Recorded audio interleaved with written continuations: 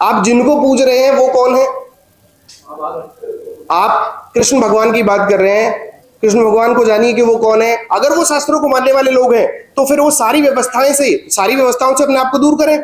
जितने भी IAS officers हैं, पीसीएस है, आईएफएस है, आईआरएस है, शास्त्रों में कहीं नहीं लिखा कि ये लोग वहां पर जाकर के बैठेंगे। जितने भी राजनीतिक लोग हैं वो ग्राम प्रधानी के चुनाव से लेकर के ब्लॉक प्रमुखों, जिला पंचायतों, विधायकों, सांसदों या मुख्यमंत्री लेवल का कोई व्यक्ति हो ब्राह्मण समाज से, इसका पूरी तरह से विरोध करते हैं। जाति पूछकर इस तरह की घटना, अगर आप ये कहते हो कि वो शास्त्र सम्मत बात है कि हमारा अधिकार है, तो फिर आप उसी को लागू करिए, बाकी सारी व्यवस्थाएं छोड़िए। तो ये केवल ये नहीं कि हम यादव समाज के लिए इस बात को बोल रहे हैं, किसी भी समाज के व्यक्ति के साथ इस तरह की कोई भी घटना नहीं होनी चाहिए। और अगर ब्राह्मण समाज की बात करें तो तिरुपति बालाजी मंदिर लोग जाते हैं। तिरुपति बालाजी मंदिर की स्थापना किन्होंने की थी? 9वीं सदी में एक यादव राजा ने कराई थी, और आज भी वहां प्रथम दर्शन का जो कपाट खोलने का जो अधिकार है वो यादवों का है। और केवल यादवों के नहीं, और ऐसे बहुत सारे, अब काशी विश्वनाथ में जलाभिषेक होने वाला है, वहां पर सावन के सोमवार का जो पहला अधिकार है वो यादव समाज का है। और केवल यादवों का ही नहीं, ऐसे हम इटावा गए, हमने वहां जिलाधिकारी महोदय जी को भी ज्ञापन दिया इस संबंध में, और जो पीड़ित हैं उन पीड़ितों से भी मिले। आपको जानकर हैरानी होगी, उन्होंने इतनी बातें हमें बताई कि उनके साथ क्या क्या हुआ। शायद सोशल मीडिया पर इतना कुछ नहीं चला। उन्होंने यहाँ तक की बातें हमें बताई कि लोगों ने सिगरेट जला करके उन्हें सिगरेट से दागा तक, और खुद मुझे उन्होंने अपनी शर्ट निकाल करके दिखाई। सुबह का जब समय होने वाला था, लोग दातुन करके आते जा रहे थे, जो भी उधर से आता जा रहा था वही चाटे मारता जा रहा था। तो पूरी रात उन लोगों के साथ में इस तरह का व्यवहार किया गया, जो कि बहुत अमानवीय व्यवहार है। जी जी, तो वही व्यवहार उनके साथ पूरी रात होता रहा, केवल और केवल इसलिए कि वो यादव समाज से थे। और इस बात से कोई भी अगर ये कहे कि वो लोग अनभिज्ञ थे, अनजान थे, तो ये गलत है। क्योंकि वो लोग मात्र 3 से 4 किलोमीटर की दूरी पर उनका निवास था, और 8-10 किलोमीटर की दूरी में उनकी सारी रिश्तेदारियां थी। उनके बेटे बेटी सब सारे शादी संबंध वहां हुए हैं। तो इस बात की सब लोगों को जानकारी थी कि ये लोग यादव समाज से हैं। वो कह रहे हैं कि नाम बदल रहे थे, 2 आधार कार्ड आरोप लगाए। जहां तक हमने पता किया, उनका कोई 2 आधार कार्ड नहीं थे, उनका एक आधार कार्ड था। जब इस तरह की घटना हो गई और वो वीडियोस बाहर आने लगी, तो उसको कवर अप करने के लिए आप क्या कहोगे कि किस लिए आपने मारा? तो कुछ तो आधार बनाना पड़ेगा, झूठ का कोई तो आपको माध्यम बनाना पड़ेगा। तो उनके आधार कार्ड को फोटो से, फोन से उनका आधार कार्ड मांगा गया, स्कैन करके उसमें नाम करेक्शन किया गया, जबकि उनके पास कोई 2 आधार कार्ड नहीं थे। तो ऐसा कुछ नहीं है कि जाति वहां पर छुपाई गई। और अगर जाति छुपाई भी गई, मैं कहता हूं जी उन्होंने जाति छुपाई, तो आप उसकी कानूनी कार्रवाई की जा सकती थी, आप कंप्लेंट कर सकते थे। कानून है देश में, कानून से देश चल रहा है। आप कानून जो उनके लिए सजा देता वो कानून अपना। आतंकवादी धर्म पूछकर मारते हैं, लेकिन यहाँ जाति पूछी गई उत्तर प्रदेश में, जी क्या कहना हो? ये सर, हम इसका पूरी तरह से विरोध करते हैं। जाति पूछकर इस तरह की घटना बिल्कुल भी नहीं होनी चाहिए। आज यादव समाज के साथ घटना हुई है, अभी हमारे को साथी बता रहे थे, और हम भी देखते रहते हैं समय समय पर अन्य समाज के लोगों के साथ भी ये घटना होती रहती है। तो ये केवल ये नहीं कि हम यादव समाज के लिए इस बात को बोल रहे हैं, किसी भी समाज के व्यक्ति के साथ इस तरह की कोई भी घटना नहीं होनी चाहिए। और अगर ब्राह्मण समाज की बात करें तो ब्राह्मण समाज भी पूज नहीं रहा है, हम भी आज मानते हैं, पूजते हैं, लेकिन हर जाति हर धर्म में कुछ अच्छे लोग होते हैं, कुछ बुरे लोग होते हैं, कुछ मानव प्रवृत्ति के होते हैं, कुछ दानव। जी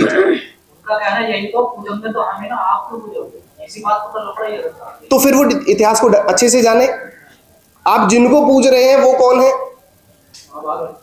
आप कृष्ण भगवान की बात कर रहे हैं, कृष्ण भगवान को जानिए कि वो कौन है। आप तिरुपति बालाजी मंदिर लोग जाते हैं। तिरुपति बालाजी मंदिर की स्थापना किन्होंने की थी? 9वीं सदी में एक यादव राजा ने कराई थी, और आज भी वहां प्रथम दर्शन का जो कपाट खोलने का जो अधिकार है वो यादवों का है। और केवल यादवों के नहीं, और ऐसे बहुत सारे, अब काशी विश्वनाथ में जलाभिषेक होने वाला है, वहां पर सावन के सोमवार का जो पहला अधिकार है वो यादव समाज का है। और केवल यादवों का ही नहीं, ऐसे भारतवर्ष में बहुत सारे मंदिर हैं जहां जाट समाज के लोग, गुर्जर समाज के लोग, यादव समाज के लोग और अन्य बिरादरियों के लोग भी पीढ़ी दर पीढ़ी वहां पर जो है मेहनत है, पूजा पाठ वहां करते चला रहे हैं। तो ऐसा बिल्कुल भी नहीं है कि ये कोई आरक्षित चीज है कि एक ही समाज इस बात को करेगा।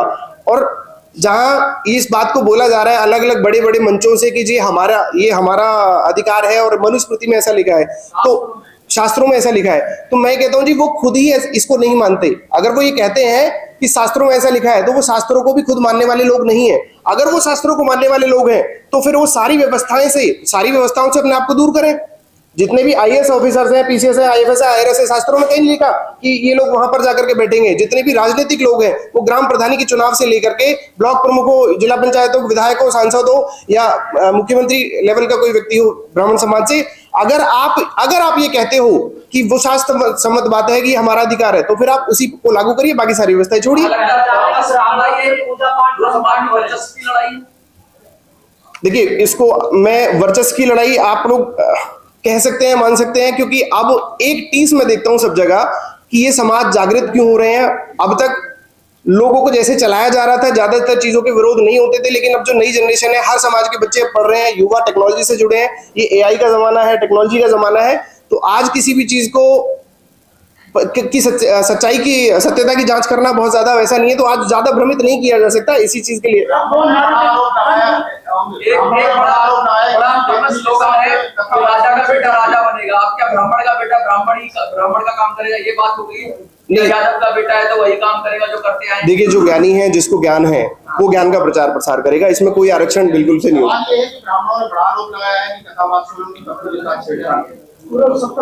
आपने शुरू से सारी वीडियोस को देखा हो, और अगर किसी पत्रकार साथी ने उन वीडियोस को अच्छे से जांच किया हो, तो शुरू ऐसा कोई भी प्रमाण या कोई भी साक्ष्य निकल करके सामने नहीं आया कि उन्होंने उनकी पत्नी के साथ में किसी भी तरह की अभद्रता की। जो रात की वीडियोस हैं उसमें साफ साफ स्पष्ट दिखाई दे रहा है कि तुम यादव होकर के और ब्राह्मणों के गांव में कथा करोगे, यहाँ हमारे 109 घर हैं, ये हैं। उसके अलावा उन्होंने कहा कि यादव बहुत गुंडाई कर रहे हैं और राजनीति में भी आगे जा रहे हैं, और अब तुम मंदिर पंडित बनोगे, अब तुम ये करोगे। शुरू में सबसे पहले उन्होंने आधार कार्ड का कार्ड खेला। जब लगा कि आधार कार्ड की बात ज्यादा नहीं चल पाएगी, तो उन्होंने छेड़छाड़ वाला आरोप लगाया। उन्हें यह भी लगा कि इसका खंडन हो सकता है कि कोई प्रमाण नहीं है, तो उन्होंने कहा कि ये तो सत्ताधारी पार्टी के राष्ट्रीय अध्यक्ष से इनकी डायरेक्ट बात है और ये हम ऐसा कर देंगे, वैसा कर देंगे।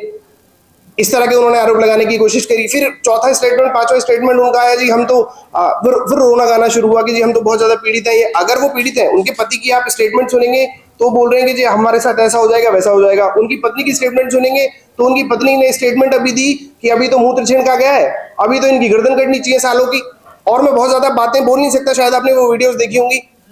राकेश जी, भारत के अंदर नए नए आविष्कार होते हैं। कल गंगा जल को पवित्र माना गया, फिर गाय के मूत्र को पवित्र माना गया, और आप वीडियो वायरल देख रहे हैं, आप पंडितानी के पेशाब को पवित्र माना जा रहा है। देखिए, इसको पवित्रता अपवित्रता से बिल्कुल मैं नहीं देखता। मैं तो इस बात का पूरी तरह से खंडन करता हूँ जी। ये किसी के ऊपर भी ये कह करके करना कि ये इससे शुद्धिकरण हो गया, ये सब चीजें करना हो गया, तो ये 21वीं सदी के भारत में बहुत ही चिंता का विषय है। ऐसा नहीं होना चाहिए किसी के साथ। वर्तमान सरकार में ये देखा गया है कि ब्राह्मण और पंडितों पे अगर कोई भी आरोप लगाया गया है तो वो सिद्ध करने में आपको एड़ी से चोटी तक का दर लगाया गया, पर फिर भी आपने जो कार्रवाई चाहिए वो नहीं हुई। क्या कहना चाहेंगे?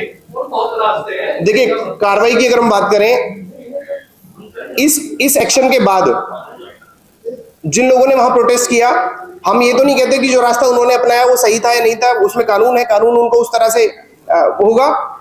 इसके अलावा सोशल मीडिया पे जिन लोगों ने वीडियोस उसके समर्थन में डाली, मैं मान सकता हूं कि उनके शब्द इधर उधर रहे होंगे, तभी उनको पुलिस ने गिरफ्तार वगैरह किया, लेकिन केवल एक समाज के लोगों को। अगर आप निष्पक्षता की बात करें, पुलिस प्रशासन से मैं ये निवेदन करता हूं, भारत सरकार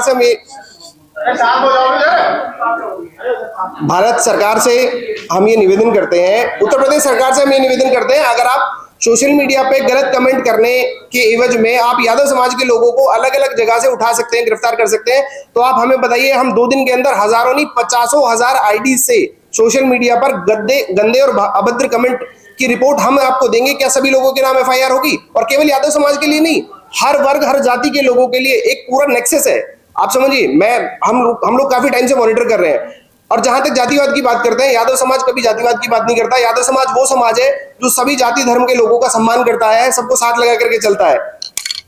हमने पूरा इस पे डाटा बनाया है। हर समाज के संगठन बने हुए हैं, जातीय संगठन बने हुए हैं, और होने भी चाहिए, क्योंकि राजनीतिक पार्टियों को, कोई भी राजनीतिक पार्टी किसी भी समाज के लिए खुल करके काम नहीं कर सकती। उन्हें राजनीति करनी है, उन्हें सर्व समाज की वोटें चाहिए। लेकिन जो जातीय संगठन होते हैं, वो बहुत सारी ऐसी हमारी परेशानियां होती हैं जिनकी आवाज वो सरकारों तक और अन्य मंचों तक पहुंचाते हैं। तो जातीय संगठन होना अच्छी बात है, कोई बुरी बात नहीं है।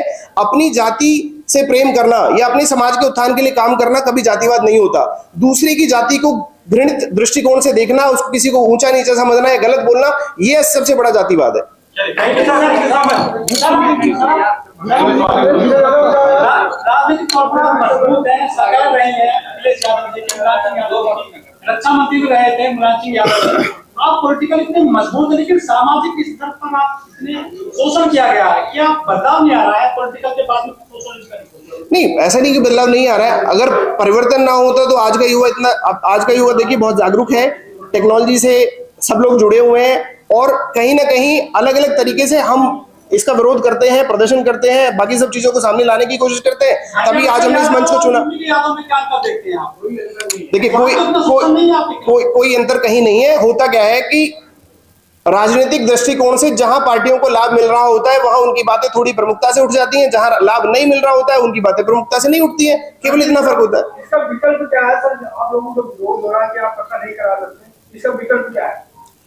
नहीं, इसका विकल्प सर जैसा अभी बताया गया, इसका यही विकल्प है, आप सब शिक्षित बनिए, सब पठन पाठन कीजिए, ज्ञान अर्जित कीजिए, और जब आपको ज्ञान होगा तो आपको किसी दूसरे व्यक्ति की आवश्यकता ही नहीं पड़ेगी। आप पढ़ने की बात करते हैं, पढ़ने की नहीं, हमारे यहाँ जो है ये तो वो तो एजुकेटेड है। अखिलेश जी तो सीएम रहे, उनके पापा जी रक्षा मंत्री रहे थे। इन्हीं व्यवस्थाओं के खिलाफ तो ये आज कॉन्फ्रेंस रखी गई है कि जो वो घटना हुई, इस तरह की और अनेकों बहुत घटना, अखिलेश जी पूर्व मुख्यमंत्री रहे इसलिए वो घटना इतनी बड़ी आई। आए दिन समाज में बहुत सारी ऐसी घटनाएं होती हैं जहां स्पेशली जाति को टारगेट करके, मैं यादव जाति की केवल बात नहीं कर रहा, केवल जातियों को टारगेट करके उनके खिलाफ इस तरह की घटनाएं होती हैं। हम इस बात के लिए पहल करते हैं कि किसी भी जाति या समाज के लोगों को उनका धर्म या जाति देखकर उनके साथ इस तरह का कृत्य नहीं होना चाहिए।